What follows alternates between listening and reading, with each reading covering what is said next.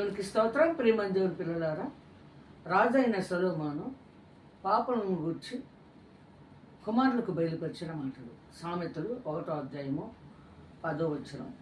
నా కుమారుడా, పాపులు నిన్ను ప్రేరేపింపగా ఒప్పుకము, మాతో కూడా రమ్ము, మనము ప్రాణము తీయుటకై పొంచి ఉందము, నిర్దోషి అయిన ఒకరిని పట్టుకొనుటకు దాగి ఉందము. పాతాళము మనుషులను మృంగివేయినట్లు వారిని జీవముతోనే మృంగివేయదుము. సమాధిలోనికి దిగి వారు మృంగబడినట్లు వారు పూర్ణ బలముతో ఉండగా మనము వారిని మృంగివేయదము.